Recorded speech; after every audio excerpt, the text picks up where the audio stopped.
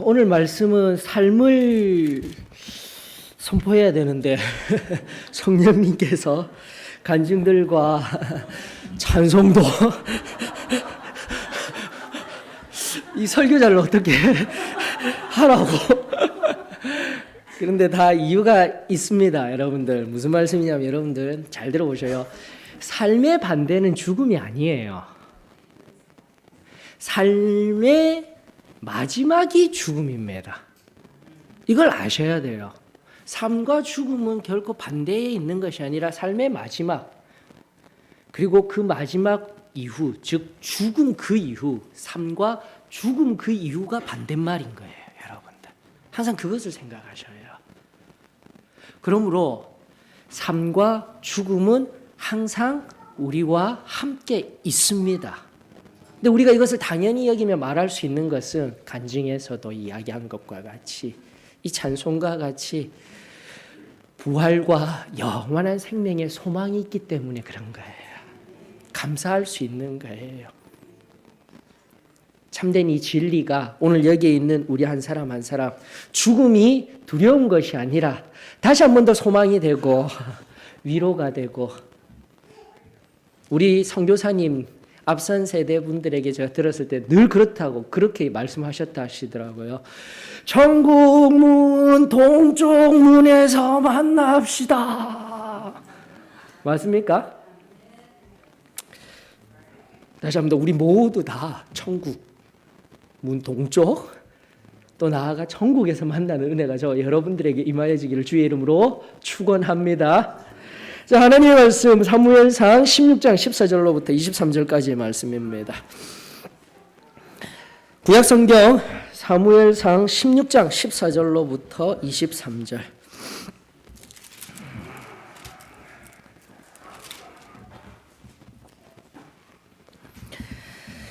자, 다 찾으신 줄 알고 우리 교독하면서 하나님 앞에 말씀 올려드립니다. 사무엘상 16장 14절로부터 23절까지의 말씀입니다. 여호와의 영이 사울에게서 떠나고 여호와께서 부리시는 악령이 그를 번뇌하게 한지라.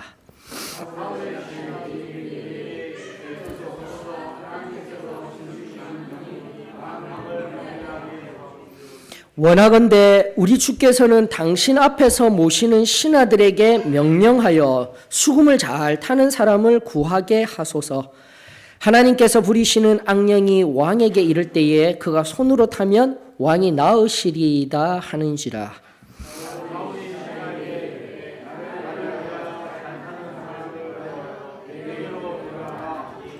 소년 중 한 사람이 대답하여 이르되 내가 베들레헴 사람 이새의 아들을 본즉 수금을 탈 줄 알고 용기와 무용과 구변이 있는 준수한 자라. 여호와께서 그와 함께 계시더이다 하더라.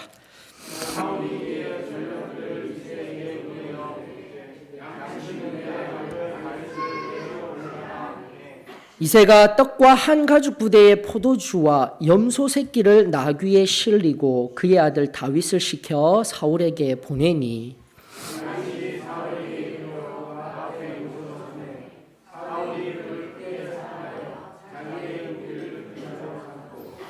또 사울이 이새에게 사람을 보내어 이르되 원하건대 다윗을 내 앞에 모셔 서게 하라. 그가 내게 은총을 얻었느니라 하니라. 하나님께서 부리시는 악령이 사울에게 이를 때에 다윗이 수금을 들고 와서 손으로 탄즉 사울이 상쾌하여 낫고 악령이 그에게서 떠나더라. 아멘. 여러분들 한번 제가 두 인물에 관하여서 그들의 삶에 대한 특징을 이야기하려 합니다. 머릿속으로 마음속으로 한번 어떤 인물에 관한 것인지 한번 맞춰보셔요. 한 사람은 1989년 4월 16일 영국에서 태어났습니다. 그리고 또 한 사람은 나흘 뒤 1989년 4월 20일 오스트리아에서 태어납니다. 근데 그 한 사람은 1977년, 앞서 태어난 그 사람은 1977년 거진 90이란 나이를 살다가 천수를 누리다가 평안하게 죽게 됩니다. 그리고 후자의 사람은 1945년 자살로 생애를 마감하게 됩니다. 둘 다 키가 작아요. 그리고 둘 다 이렇게 생긴 수염을 가지고 있습니다. 네모난 수염. 한 사람은 희극인들의 왕이라고 불리웠고요. 한 사람은 한 나라의 통치자가 되었습니다. 아니, 우리가 기억하기를 독재자라고 생각하고 있습니다. 누구일까요? 마음속으로만 생각하라니까. 예, 그렇습니다. 여러분들 잘 아시는 찰리 채플린과 아돌프 히틀러예요. 하나님이요, 정말 위대하신 분이시라니까요. 이분이 하시는 일이. 결국 삶에 대해서 우리가 이야기를 하지만 중과도 포함된 거예요, 여러분들. 즉, 앞선 찰리 채플린이라는 인물은 위대한 독재자라는 동일한 모습, 희극을 무성영화가 주류였던 그때 유성영화 하나 만들어가지고 그 독재자가 어떤지, 그 독재자에게도 관심을 일으키게 한, 사람들에게 희망을 주던, 웃음을 주던 사람이었습니다. 그런 삶을 살았어요. 근데 아돌프 히틀러, 그 사람은 나흘 뒤늦게 태어났지만 모든 사람들에게 공포의 대상이 되었으며 결국은 자살로 삶을 마감하였다라는 거죠. 즉, 삶은 평가가, 태어나기는 같이 태어났지만 삶의 평가는 전혀 다른 평가를 얻게 되었다라는 것을 우리는 알고 있습니다. 자, 오늘 본문 속에요. 일단 여러분들이 이 관점을 가지셔야 돼요. 1989년 이 두 사람은 같이 나흘 상관으로 태어난 사람이지만 사울과 다윗은 동시대의 사람입니다. 하나님의 시각에 있어서는요, 사울은 앞선 사람, 다윗은 후대 사람, 그게 아니에요. 하나님의 커다란 시각에 있어서는 어떻게 해요? 점과 같은 그 점에 같이 살았던 인물이에요. 그러면서 오늘 사울과 다윗이라는 두 인물에 관하여서 성경이 무엇라고 말하고 있는지, 그 삶에 관하여서 오늘 이 말씀이 우리들에게 들려주는 사울과 다윗의 삶의 모습을 통하여서 오늘 이 순간 또 한 자매님께서도 간증한 바와 같이 우리의 표가 될, 우리의 좌우명이 되고 있는 내 삶으로 내 믿음을 증명하라는 우리의 삶을 뒤돌아보며 또다시 말씀을 통하여서 또 기도의 은혜를 통하여서 세상에 나아가 참된 승리의 삶을 살아내는 저와 여러분들이 되었으면 참으로 좋겠습니다. 오늘 성경에 보면은요, 바로 앞선 사울에 관하여서 성경은 말하기를 악신이 들린 여호와께서 부리시는 악령이 그를 번뇌케 하고 있다라고 성경은 말하고 있습니다. 그러나 다윗에 관하여서는요, 뭐라고 이야기를 하고 있죠? 앞서 우리가 살펴본 것과 같이 13절에 의하면 여호와의 영에 크게 감동이 된 사람이라고 이야기를 하고 있습니다. 사랑하는 성도 여러분, 저와 여러분들은 다윗과 같은 하나님의 영에, 여호와의 영에, 성령에 감동된 사람들이 되어지기를 원합니다. 어쩌면 오늘 말씀 너무나 단순해요. 오늘의 본문 말씀은 굉장히 단순해요. 여호와 하나님의 영에 붙들려서 살아가는 인생, 그 인생이 바로 하나님의 기쁨입니다. 만약 그 여호와의 영에 붙들려 살지 아니하면 성경은 단순하게 얘기하고 있습니다. 그 영이 떠나가 그 뒤에 악령이 찾아오게 되는 거예요, 여러분들. 하나님의 영이 없는 사람은요, 오늘 본문의 말씀 아주 단순하게 이야기하고 있습니다. 악령에 붙들려서 세상의 어떠한 삶의 매 순간순간마다 뭐 하는 사람요? 번뇌하는 사람. 성경에 보니까 이 번뇌라는 용어는 히브리어 바아트라고 하여서요, 두렵고 떨려서 견딜 수가 없는 상태를 이야기하고 있습니다. 그래서 번역을 잘 해놓은 것 같아요. 번뇌. 여러분들 어떠셔요? 예수 그리스도를 만나서 내 안에 성령 하나님이 내주하시며 살아감에도 불구하고 삶의 매 순간 두렵고 떨리는 마음으로 예측 불가능한 삶과, 그리고 오늘 내 삶의 매 걸음걸음마다 번뇌하며 아파하며 신음하며 살고 있지는 않습니까? 사랑하는 성도 여러분, 다시 아주 간단한 말씀에 귀 기울이십시다. 그리고 순종하십시다. 오늘 내 안에 성령으로 가득 채우는 하나님의 영으로 크게 감동되는 은혜가 저와 여러분들에게 이루어지기를 주의 이름으로 축원합니다. 그것을요, 옛적에 우리는 아주 단순하게 이야기하였습니다. 구원받고 성결함 받아 나를 완전히 비워낸, 내 욕심을 완전히 내어드린, 100% 내 자아를 십자가에 못 박은 그 인생 위에 성령 하나님이 임하셔서 우리를 가득 채워주신다 약속하셨습니다. 저는 그 약속이 오늘도 저와 여러분들의 생명의 약속이 되어지길, 성령으로 다시 충만해지는 은혜가 저와 여러분들에게 이루어지기를 주의 이름으로 축원합니다. 그런데 왜 이것이 중요하냐면 우리 한국 사람들이 정말로 좋아하는 하나님의 말씀이 있다라면 바로 시편 23편이에요. 여러분들 시편 23편 잘 알고 계시죠? 근데 여기에 아주 중요한 하나님의 말씀 23편 마지막 절에 있는 말씀이 바로 여호와 하나님께서 내 안에 거하실 수 있는 아주 중요한 능력이 되는, 약속이 되는 말씀이 우리들에게 들리워지고 있습니다. 시편 23편 6절의 말씀 한번 볼까요? 내 평생의 선하심과 인자하심이 반드시 나를 따르리니 내가 여호와의 집에 영원히 살리로다.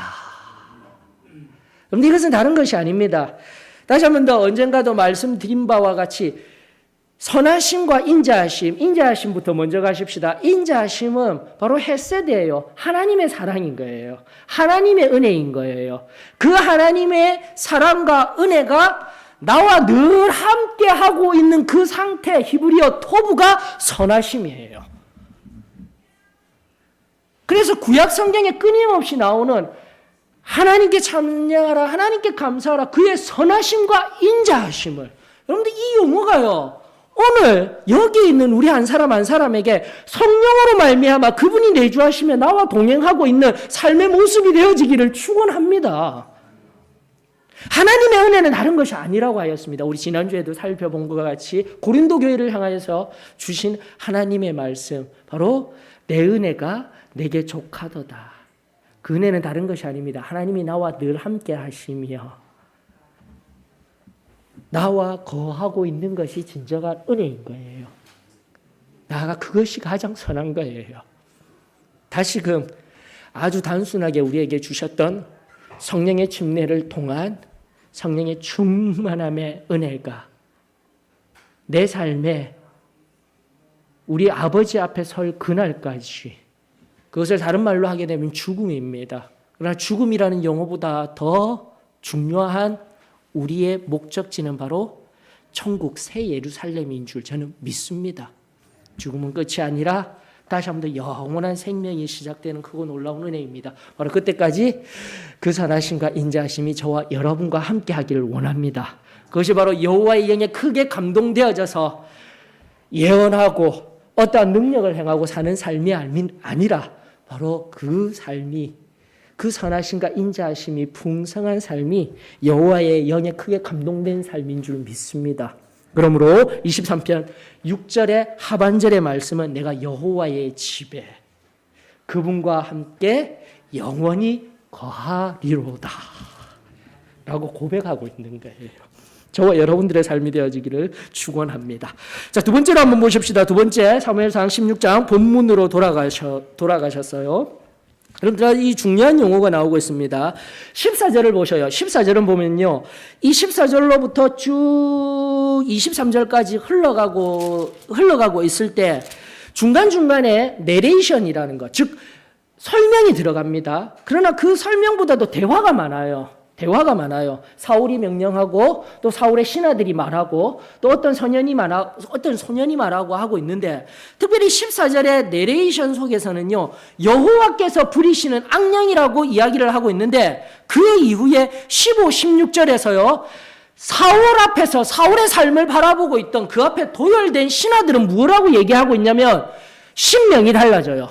여호와의 영, 부리시는 악령, 그 여호와께서 보낸 악령이 아니라 하나님께서 보낸 악령이라고 이야기를 하고 있습니다. 이거 굉장히 중요한 관점입니다. 체크하시고요.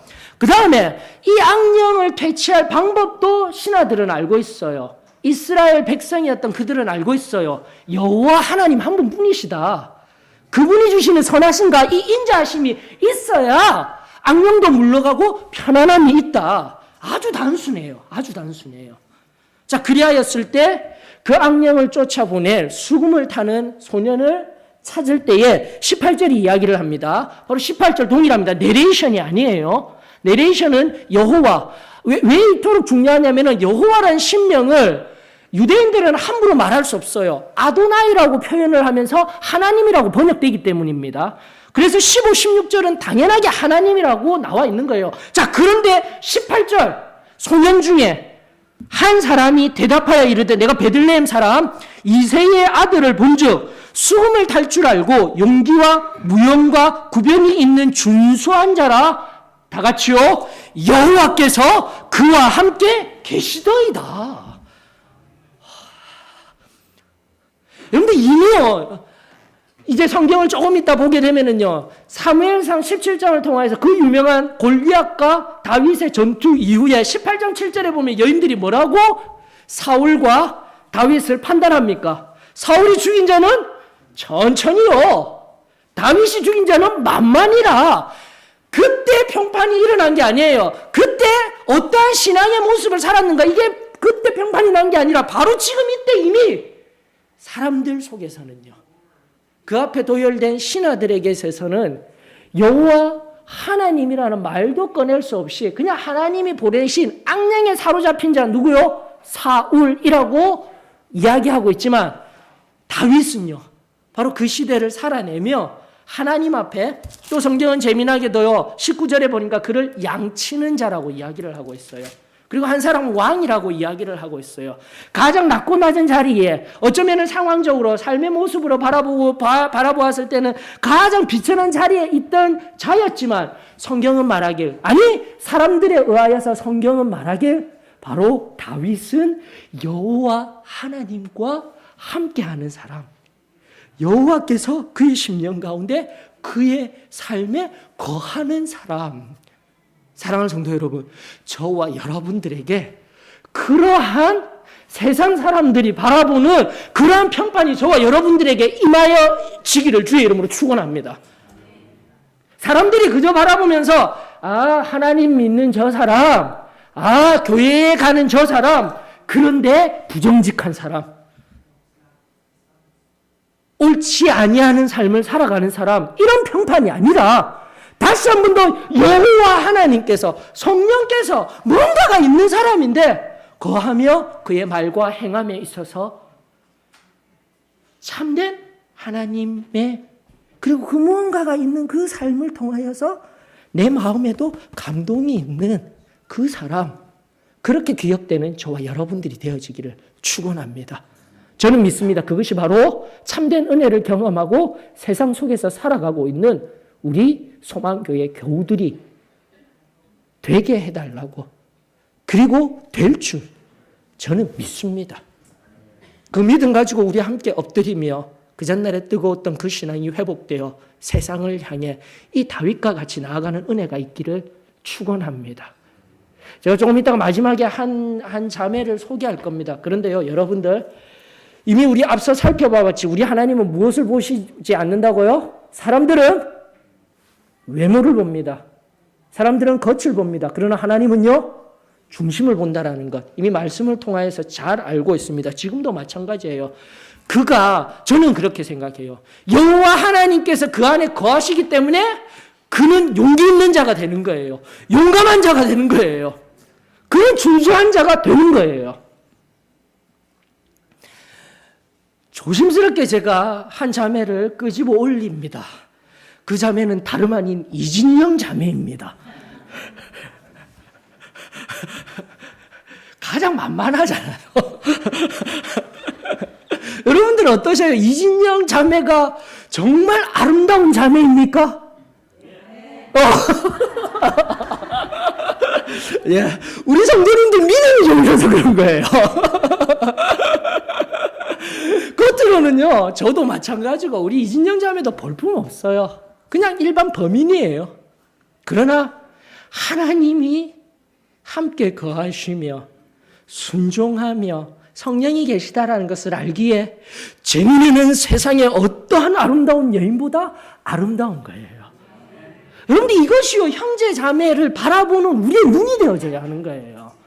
형제 자매를 다른 외적인 모습으로 외적으로 우리가 이야기하고 말하는 것이 아니라 그가 가진 무언가로 이야기하는 것이 아니라 그 속에 거하고 있는 성령으로 말미암아 바라보며 사랑합니다, 아름답습니다 고백할 수 있는 은혜가 우리 남편들에게 임하여지길 축원합니다. 우리 아내들에게도 남편이 너무나 사랑스러워지는 은혜가 임하여지길 축원합니다. 우리 자녀들이 우리 부모님을 바라보면서요, 나에게 줄 유산이 많아서 나에게 줄 집이 있으셔서 존경받는 분이 아니시라. 다시 한 번 더, 성령 하나님이 거하시는 그 한 걸음 걸음을 통하여서 존경하고 사랑하는 은혜가 저와 여러분들의 가정 위에 충만하여지기를 주의 이름으로 축원합니다. 그것을 바로 성경은 말하길 18절에 여러분들 여기 소년 중 한 사람이라고 하였습니다. 이 말의 의미는 소년들 복수예요. 한 사람만 그것을 알고 있는 것이 아니라 그 당시에 모든 소년들에게 있어서 베들레헴에 사는 그 이새의 아들 다윗 이러면 다 아는 거예요. 다 아는 거예요. 이유는 간단합니다. 다시금 강조합니다. 성령 하나님이 내주하시며 말하고 행하는 그 모습으로 인하여 여호와 하나님이 계심으로 인하여 저와 여러분들의 삶의 평판이 되어지기를 주의 이름으로 축원합니다. 여러분 세 번째를 한번 살펴볼까요? 세 번째 이제 하나님이 말씀하여 주십니다. 자, 이때 이렇듯 사울과 다윗은 이미 이때로부터 18장 7절에 있는 그 여인들이 춤추며 노래 부르는 것으로 이들의 삶의 모습이 평판이 드러나는 것이 아니라 이미 지금부터 이미 바뀌어지고 있어요. 동시대성을 살아내면서도 다시금 다윗과 같이 여호와 하나님께서 함께 하시며 여호와의 영에 크게 감동된 자로서 살아가고 있는데 바로 그런 평판이 있는 이유는 간단합니다. 그 속에 성령 하나님이 거하시느냐 아니면 악령이 거하느냐 이미 말씀을 통해서 살폈어요. 그랬을 때 19절로부터 22절까지의 말씀 속에서요. 바로 사울의 말 보셔요. 사울의 말 보셔요. 그 속에 악령이 거하며 그 악령이 그를 지배하고 있을 때는 말이 달라지는 거예요. 자기 자신이 중심인 거예요. 왕인 거예요. 교만한 거예요. 그래서 19절에 보면은 이렇게 성경은 이야기를 하고 있습니다. 사울이 이 전령들을 이새에게 보내어 그냥 이르되예요. 그냥 말하고 명령하는 거예요. 말하되 양치는 내 아들 다윗을 내 앞에 데리고 와. 지금은 이렇게 이야기를 합니다. 그러나 그 아들이 다윗이 사울 앞에 오게 되었을 때 부른 이유는 다시 한 번 더 수금을 타며 그 악령을 쫓아보내 주었을 때 그 악령이 나가고 사울의 마음에 어떠한 마음이 드는 겁니까? 평안한 마음이 임하여지게 되고 앞서 말씀드린 여호와께서 거하시며 성령에 붙들려 살아가는 그 아름다운 모습을 보았을 때 22절에 한 번 더 같은 상황이 등장하는 거예요. 또 사울이 전령을 보내어서 뭐라고 이야기를 하고 있습니까? 이르되 명령이 아니에요. 이제는 뭐죠? 요청이 되는 겁니다. 정중하게 요청합니다. 원하옵건대가 되는 거예요, 여러분들. 히브리어의 의미들이 그렇게 되어져 있는 거예요. 하나님의 은혜에 하나님의 영으로 충만한 심령은요, 세상이 반드시 압니다. 여러분 창세기 언젠가 제가 강의해드렸죠. 이삭이 묵묵히 자기 걸음을 파며 또다시 그 아브라함 때부터 얻었던 자신의 우물을 하나하나 메워주는 삶을 살며 그럼에도 불구하고 그 이삭의 얼굴과 같이 화해하며 화평하며 방긋방긋 웃으며 성결의 삶을 살게 되었을 때 세상이 아는 거예요. 그 지경의 왕 아비멜렉이 찾아오는 거예요. 군대 장관이었던 비골이 찾아오는 거예요. 그리고 와서 엎드려서 하는 말이 무엇입니까? 여호와께서 당신과 함께 하심을 내가 압니다라는 거예요. 바로 이것이 여기에 있는 우리 한 사람 한 사람이 세상에게 하나님을 알지 못하는, 아니 하나님을 안다 하면서도 진리의 삶을 살아가지 못하는, 우리의 교리적인 선포로 승리의 삶을 살지 못하는 그들이 우리를 통하여서 예수 그리스도를 발견하고 진리를 발견하고 승리의 삶이 드러나는 원동력이 될 수 있음에 이 시간 감사를 드립니다. 여러분 정리하십시다. 앞선 세대는 정말 단순하게 사랑에 의하여서, 성령에 붙들린 감동된 주의 종들에 의하여서 단순하게 우리 어머님 아버님들은 은혜를 받으셨지만, 여러분 계속 제가 강조하죠. 오히려 지금 시대를 살아가는 우리 자녀 세대들은 더 암울하고 더 암담한 시대를 살아가고 있어요. 육신으로는 편안할지 모르지만 아쉬울 것 없는 이 땅을 살아가면서 하나님을 붙들고자 하는 것, 너무나 힘든 시대를 살아가고 있어요. 특별히 이 좁은 길이 정말로 필요한 그 갈망이, 그 가난한 마음들이 점점 더 사라져가는 것을 바라봅니다. 위해 기도해야만 하는 거예요.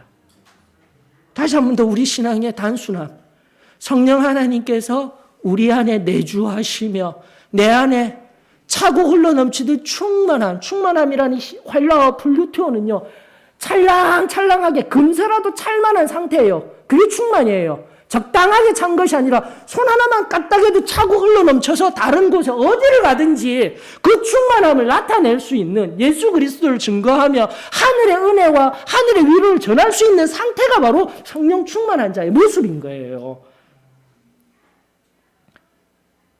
바로 저와 여러분들이 지금 가정에서 또 세상을 향해 나아가 직장에서 진정한 이 단순한 삶의 원리, 성령에 충만하여서 세상 한가운데 예수 그리스도를 증거하는 인생이 되어지기를 원합니다.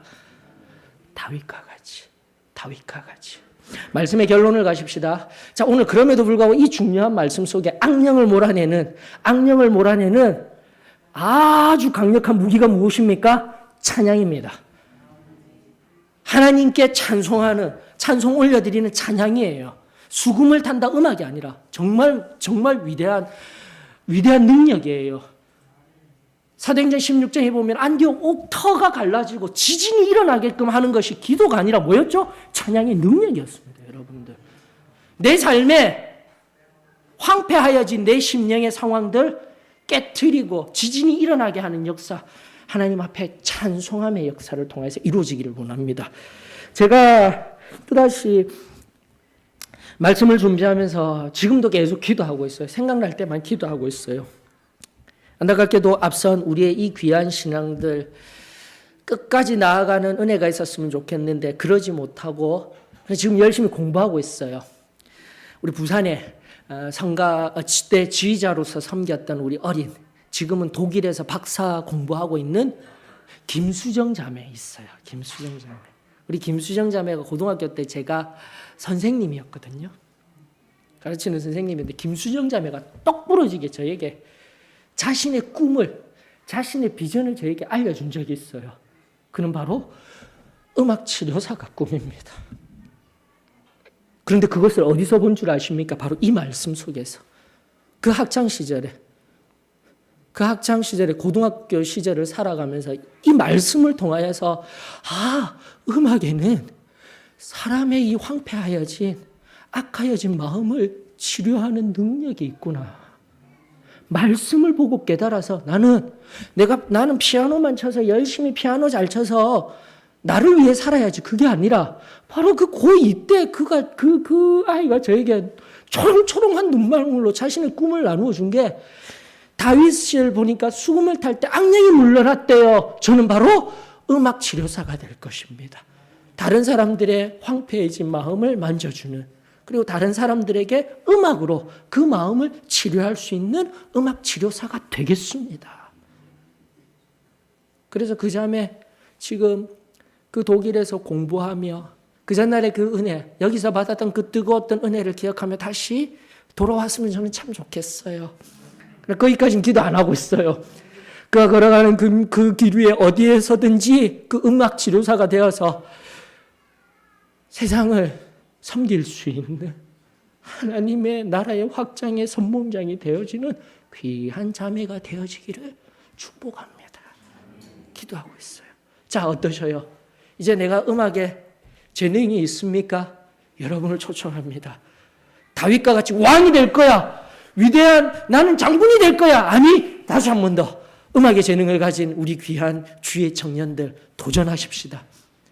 하나님의 붙들린 하나님의 영에 감동한 나는 음악 치료사가 될 거야. 하나님의 손에 붙들려서 하나님의 사용될 거야. 그런 위대한 꿈을 꿀 수 있는 우리 주의 청년들이 일어나기를 원하며 나는 나이가 들어서 안 됩니다. 아니에요. 바로 여기서 말하는 청년들은 나이가 든 갈렙과 같은 헬브론 산지를 85세 때 종영한 갈렙과 같은 우리 어머님 아버님과 같은 영적 청년들에게도 그러한 도전이 있기를 주의 이름으로 축원합니다. 주님이 함께 하시면 나이를 초월한 놀라운 일이 우리 교회 가운데 우리 한 사람 한 사람 위에 임하여지게 될 줄 주의 이름으로 축원합니다. 다 같이 일어나셔서 434장 부르시면서 주신 말씀 꼭 붙들고 또 하나님이 주시는 은혜를 바라보며 나아갈 수 있기를 원합니다. 434장입니다.